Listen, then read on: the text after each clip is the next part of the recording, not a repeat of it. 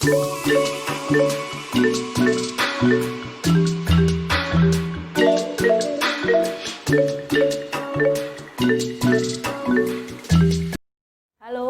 jumpa lagi dengan saya Dr. Faradisa Duri. Kali ini saya akan berbagi informasi mengenai sebuah problem yang ditakuti oleh para wanita juga dapat terjadi pada pria. Apalagi kalau bukan flek atau melasma. Melasma adalah bagian dari hiperpigmentasi, yaitu suatu kondisi di mana jumlah pigmen yang diproduksi berlebihan. Bentuk hiperpigmentasi ada banyak macamnya. Contohnya freckles, lentigo, dan melasma itu sendiri. Untuk membahas flek lebih dalam, kita harus mengetahui terlebih dahulu tentang struktur anatomi kulit dan proses terjadinya pembentukan pigmen. Kulit terdiri dari 3 lapisan. Lapisan yang pertama, yang paling bawah berwarna kuning, disebut lapisan subkutan atau lemak. Berperan pada kontur atau bentuk wajah, tidak berhubungan dengan proses pembentukan warna kulit kita. Lapisan yang kedua, bagian tengah, lapisan yang paling tebal, berwarna merah muda, disebut dermis. Banyak sel penting di dermis, seperti kelenjar keringat, pori-pori wajah yang berisi rambut dan kelenjar minyak, serta matriks kolagen. Dermis tidak berhubungan dengan proses pembentukan warna kulit tubuh kita. Lapisan yang paling atas yaitu epidermis. Epidermis sendiri terdiri dari 2 bagian. Bagian bawah adalah sel yang hidup, bernama lapisan basalis. Pada lapisan basalis terdapat sebuah sel yang penting, yaitu sel melanosit. Berfungsi untuk menghasilkan pigmen. Ukuran sel melanosit setiap orang adalah sama, yang membedakan adalah aktivitasnya. Bila kerja sel melanosit meningkat, maka jumlah pigmen yang dihasilkan semakin banyak. Bagian yang atas adalah tempat sel yang mati, disebut lapisan korneum. Di antara lapisan korneum dan basalis, terdapat sel epitel. Sel epitel yang baru lahir akan bergerak dari bawah ke atas, lalu menjadi sel kulit mati. Pigmen yang dihasilkan ada 2 jenis, yaitu eumelanin yang berwarna gelap dan pheomelanin yang berwarna terang. Pigmen inilah yang akan memberikan warna pada kulit kita, apakah kita berkulit cerah, apakah kita berkulit gelap. Misalkan pada ras Jepang, Eropa, kulit tubuhnya berwarna putih atau cerah, karena pigmen yang dihasilkan adalah jenis pheomelanin yang berwarna terang. Sedangkan contohnya ras Afrika, kita Asia cenderung berwarna coklat karena pigmen yang dihasilkan adalah jenis eumelanin. Semakin banyak eumelanin yang dihasilkan, semakin gelap juga warna kulit kita. Apa manfaat sel pigmen? Sel pigmen bermanfaat untuk menangkal radiasi buruk dari UVA dan UVB yang dihasilkan dari sinar matahari. Seperti kita lihat pada video sebelumnya, di mana sel epitel yang berisi pigmen bergerak dari bawah naik ke atas.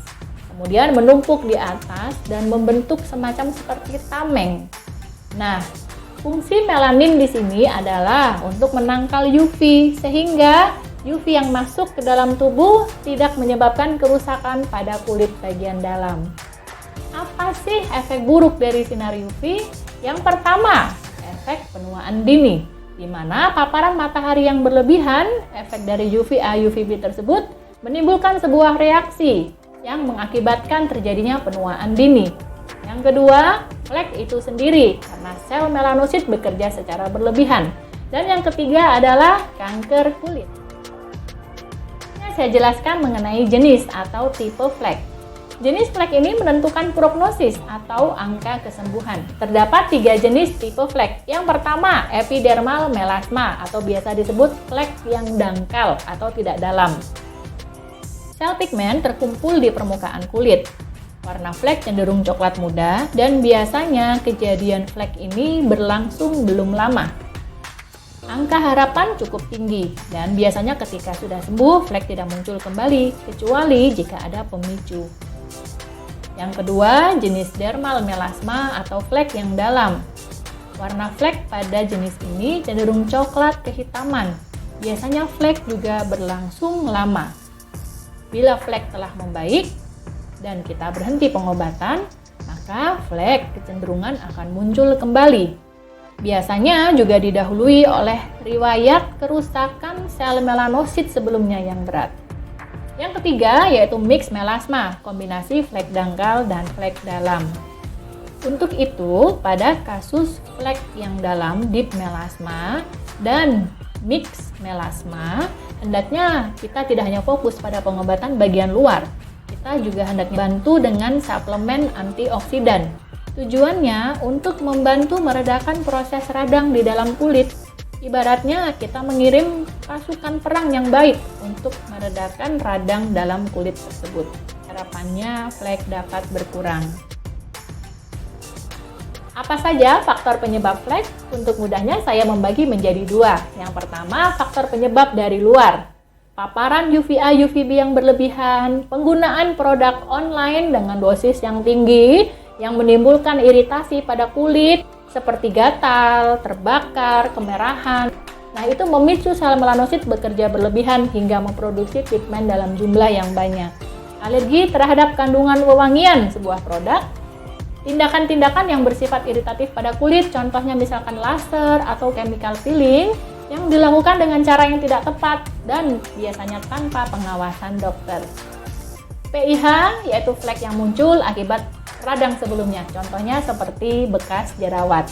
Faktor penyebab yang kedua yaitu faktor dari dalam, biasanya karena hormonal, contohnya kondisi kehamilan, penggunaan kontrasepsi yang mengandung hormon, penggunaan obat-obatan anti-epilepsi, kelainan tiroid, dan juga faktor genetik. Menurut penelitian, faktor genetik memegang peranan penting sebanyak 48% terhadap angka kejadian flek.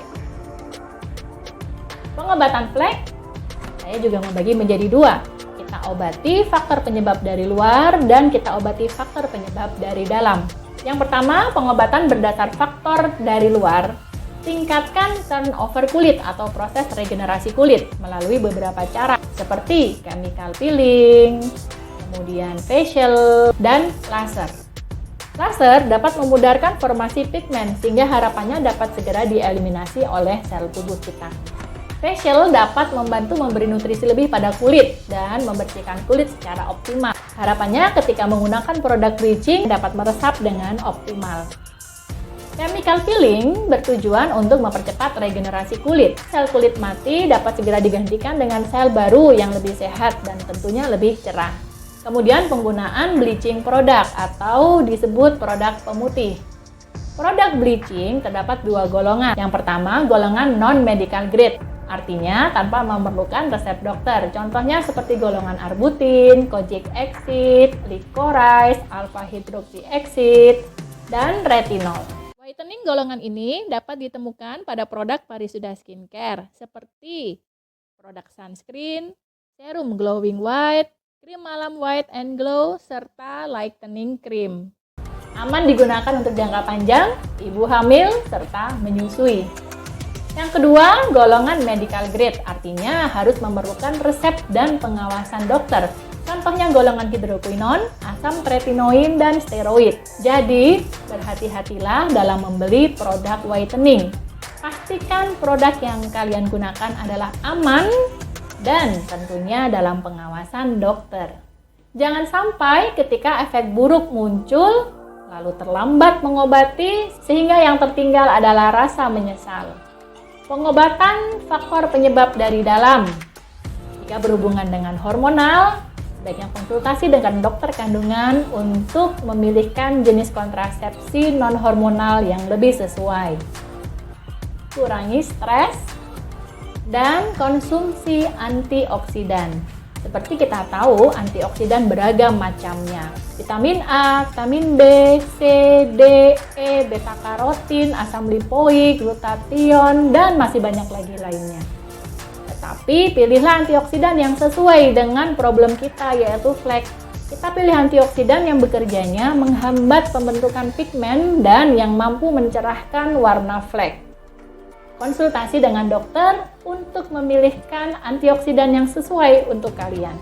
Suplemen whitening dan antioksidan Clinic Paradise mengandung berbagai macam antioksidan yang memang direkomendasikan untuk mengatasi flek pada wajah dengan cara menghambat pembentukan pigmen dan mencerahkan warna flek yang ada. Nah, bagaimana? Apakah jelas penjelasan saya? Pesan saya, yang pertama, pengobatan flek memerlukan waktu. Kita tidak bisa mengetahui kapan flek akan sembuh. Jadi, bersabar, konsisten, disiplin dalam melakukan pengobatan.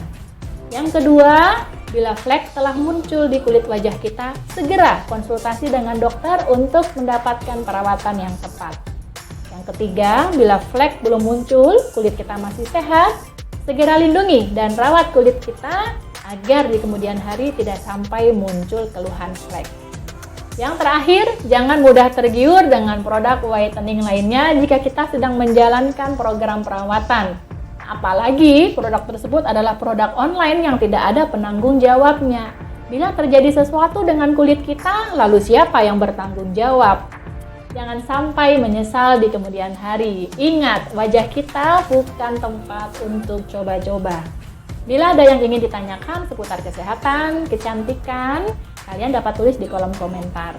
Jangan lupa subscribe, like, share, dan komen untuk menebar kebaikan pada banyak orang. Sekian dari saya, terima kasih. Sampai jumpa di next video. Bye-bye.